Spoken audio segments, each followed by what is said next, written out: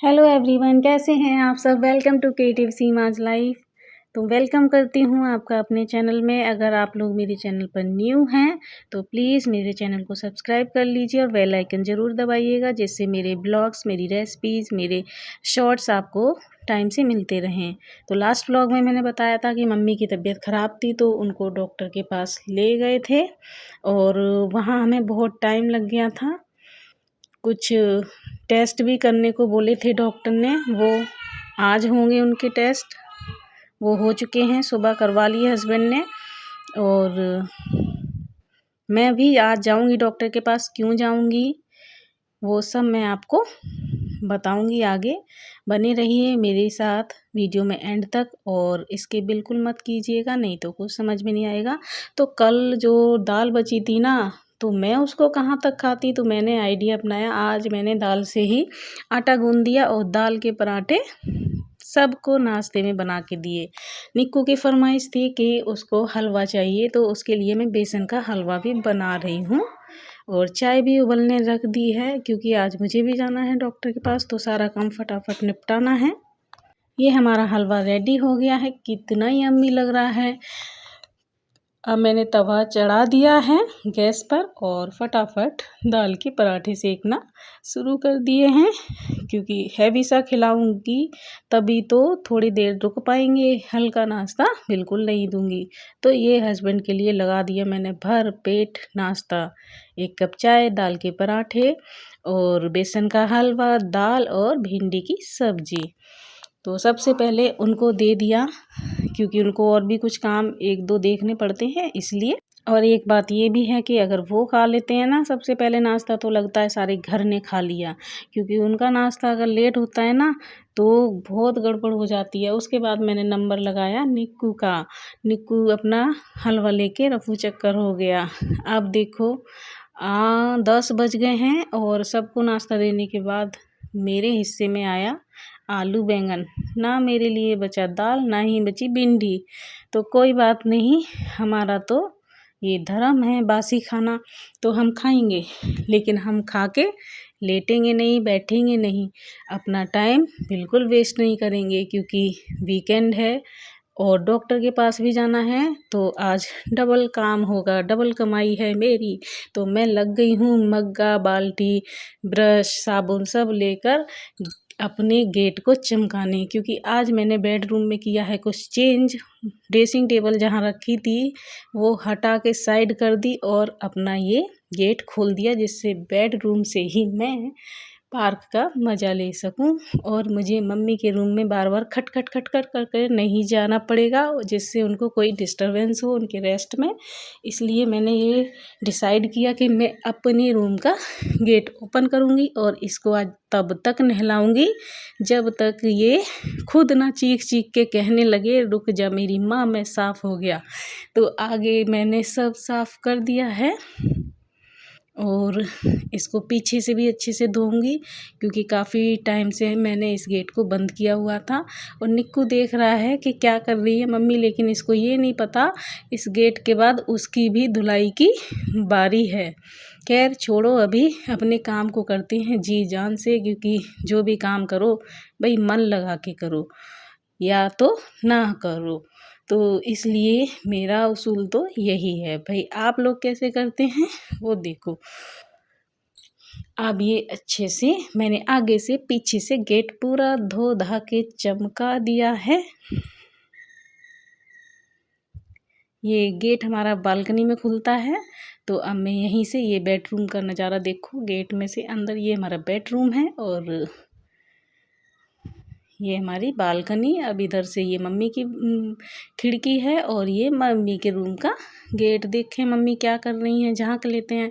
ओहो, निक्कू के सिर की मालिश शुरू हो गई है और निक्कू को पता नहीं है कि इसके बाद मेरी धुलाई होगी, मतलब मैं निक्कू को नहलाने जाऊंगी ये काम निपटा के। तो मैं बेडरूम से नज़ारा दिखा देती हूँ क्या है।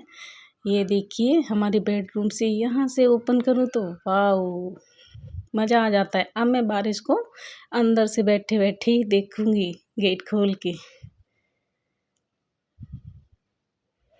अब ये हो गया। अब साइड वाली खिड़की बोल रही थी, बहुत देर से हंस रही थी ये खिड़की गेट को देख देख के कि गेट की धुलाई हो रही है। मैं बच गई, मैंने कहा बेटी तुझे भी नहीं छोड़ूंगी, और मैंने इस पे भी लेके शुरू हो गई और इसको भी मैंने चकाचक कर दिया। एटलीस्ट मैंने वीकेंड पे आज अपना रूम का दरवाज़ा और खिड़की की सफाई तो पूरी कर दी।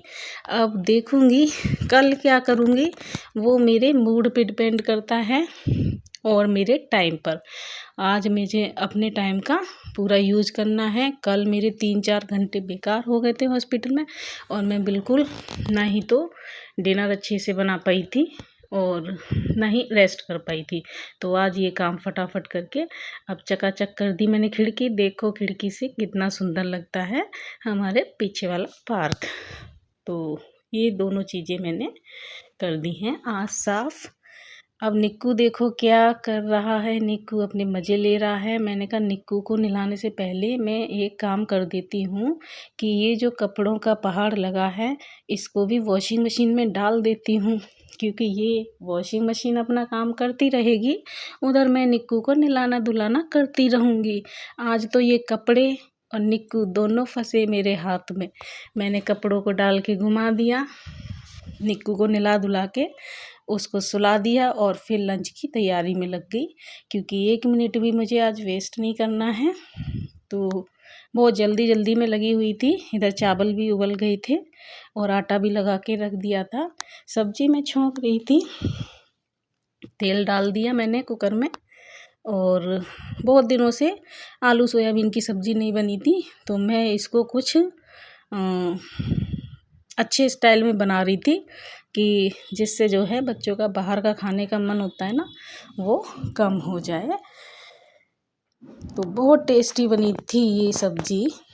इधर चावलों का पानी मैं निकालूंगी। अब चावल हमारे पक गए हैं। अभी चावलों का पानी निकालते हुए हो गई मेरे साथ एक दुर्घटना। चावलों का पानी मेरे ऊपर गिर गया हाथ पर। 3-4 उंगलियों में बहुत जलन हो रही, लेकिन काम को मैं अधूरा बिल्कुल भी नहीं छोड़ सकती हूँ, क्योंकि अगर ये छोड़ दिया तो ये कौन करेगा। करूँगी तो मैं ही ना बच्चे कर सकते ना दादी। मैं अन्न का एक भी दाना नहीं बिगाड़ती हूँ, कभी भी रोटी और सब्जी नहीं कूड़े में डालती। और जो लोग भी अनाज का अनादर करते हैं वो मुझे बिल्कुल पसंद नहीं है। तो ये मेरे से गलती से गिर गया, जो भी है। अब मैं इसको नाली में नहीं बहाऊंगी बिल्कुल भी, मैं इसको बाउल में निकाल लूँगी। ये हमारे मतलब का नहीं रहा तो कोई बात नहीं, चिड़िया तो खा सकती हैं। तो उधर कुकर का ढक्कन लगा दिया मैंने, सब्जी बनती रहेगी। और ये चावल मैंने डाल दिए यहाँ पर, जो चिड़िया आएंगी वो चुग के चली जाएंगी। तो अनाज भी बेकार नहीं होगा और किसी के मुंह में चला ही जाएगा। बाहर देखा मौसम बहुत ठीक था, अंदर आई हूँ, देखा पीछे बालकनी में थोड़ी थोड़ी बारिश शुरू हो गई और कपड़े उतारने का काम मम्मी का हो गया, क्योंकि मैंने हाथ जला लिया था इसलिए। अब मम्मी कपड़े उतारने लग गई हैं। और ये देखो, पर कोई बात नहीं, कल संडे है, सूख जाएगा। आज मैंने कपड़े धो के डाल दिए ज़बरदस्ती कि आज चाहे कुछ भी हो जाए मैं कपड़े ज़रूर धोऊंगी। बारिश की वजह से नहीं धुले जा रहे थे। अब मेरे हाथ में बहुत जलन हो रही है, एसी में आके बैठ गई हूँ। गैस का काम हो चुका है, रोटी सेकनी है तो रोटी आज मम्मी सेक लेंगी। और मैंने जो सोचा था कि आज मुझे लड्डू भी बनाने हैं बच्चों के लिए, तो मैं उस काम में लग गई हूँ, क्योंकि मैं जो सोचती हूँ ना वो काम मैं अपना टाइम से करना पसंद करती हूँ। तो उसी काम में मैं जुट गई कि ये काम ना रह जाए डॉक्टर के पास जाने से पहले। और डॉक्टर के पास जाने से पहले मैंने क्या दिखाई आज चालाकी, वो भी आपको बताऊंगी।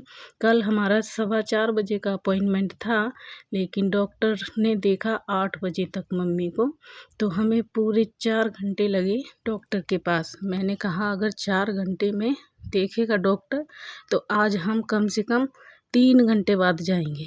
तो ऐसा ही सोच के हम आज लेट पहुँचे, लेकिन उधर से हमारा नंबर जल्दी आ गया। लौटते लौटते टाइम सेम हो गया। फिर हस्बैंड बोले कहीं चलना है, मैंने कहा चलो कि घूमने के लिए तैयार। मैंने कहा और क्या, जीने के हैं 4 दिन, बाकी हैं बेकार दिन। तो पहुंच गए हम पास की मार्केट, ये कम्युनिटी सेंटर है हमारे पास की, लोकल मार्केट है। तो मैंने कहा थोड़ा सा मौसम का मज़ा लीजिए और चलो ड्राइव पर चलो।